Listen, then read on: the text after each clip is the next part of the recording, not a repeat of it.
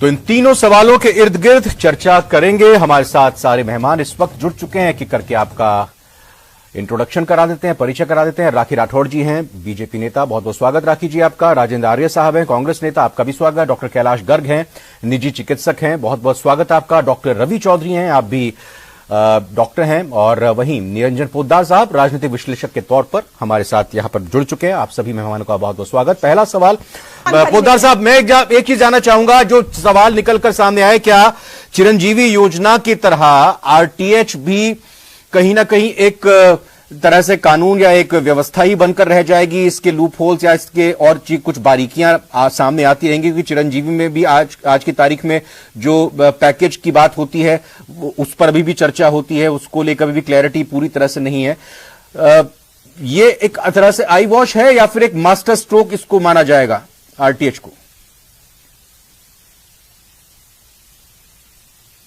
जिस तरीके से सन 1996 में सुप्रीम कोर्ट ने कहा था कि किसी भी व्यक्ति का स्वास्थ्य का अपना एक अधिकार होता है और आर्टिकल 21 के अंदर ये चीज मेंशन भी है, तो जिस तरीके से सरकार ने ये चीज की है, मेरे हिसाब से, जो आपने पूछा मैं उस बात का सीधा सीधा जवाब देता हूं। मेरे हिसाब से यहां पे सरकार की नीयत बहुत सही है और यहां पे जो सरकार ने जो काम किया है ये कहीं ना कहीं मेरे हिसाब से एक, आप ये मान के चलिए कि माइलस्टोन साबित होगा। और देखिए, त्रुटियां और कमियां किसी भी चीज में होती है। कोई भी चीज जब लागू की जाती है उस टाइम वो चीज कभी भी कोई भी चीज परफेक्ट नहीं होती है, उसके अंदर कमियां और उसके अंदर सुधार की गुंजाइश निरंतर जारी रहती है। नहीं, लेकिन जो राखी जी ने पॉइंट उठाया उसको भी हम दरकिनार नहीं कर सकते कि 90% जनता ग्रामीण जो है वो हट जाएगी इससे, मिलेगा उनको। निश्चित रूप से देखिए, मैं उसी बात पे आ रहा था। आपने जल्दबाजी, लेकिन यहां पे हुआ क्या है, यहां पे मैं बार बार जब भी ऐसा प्रसंग होता है रविंद्र जी, उस समय मैं कहता हूं कि जब भी सरकार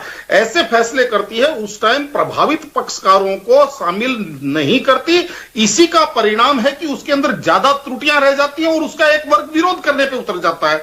अब यहां पे जब सरकार ये बिल लेके आ रही थी, मैं यहां पे सरकार की नीयत के ऊपर कोई सवाल नहीं उठा रहा हूं, लेकिन जब सरकार बिल लेके आ रही थी तो मेरे हिसाब से ये चीज समझ में नहीं आई कि ये इतनी हड़बड़ाहट क्यों थी, और जो प्रभावित पक्ष यानी कि जो मेडिकल प्रोफेशन से जो लोग जुड़े हुए हैं उनको साथ में लेकर के पहले इन चीजों का गुणाभाग क्यों नहीं किया गया कि इसका एक प्रारूप बैठ करके तैयार किया जाता है और उसके बाद में जल्दबाजी के अंदर ये चीजें की जाती हैं, तो उससे विसंगतियां पैदा होती हैं। और जहां जो बात, देखिए राजनीति के अंदर ऐसा है, राखी राठौड़ जी राजनीतिक क्षेत्र से आती हैं तो निश्चित रूप से उनको राजनीति करना है, लेकिन मेरा यह मानना है कि जो सरकार की अभी जो सरकार ने लागू किया है कहीं ना कहीं ये ना से तो अच्छा है। और चिरंजीवी योजना की भी हम बात करें तो इसके अंदर आप ऐसा नहीं कह सकते कि किसी को लाभ नहीं हुआ। हाँ ठीक है, सरकार ने जिस मकसद से चिरंजीवी योजना लागू की थी, हो सकता है धरातल पे उतनी पूरी नहीं उतरी हो, लेकिन 1900 करोड़ रुपए उसके अंदर जनता के ऊपर खर्च हुए हैं,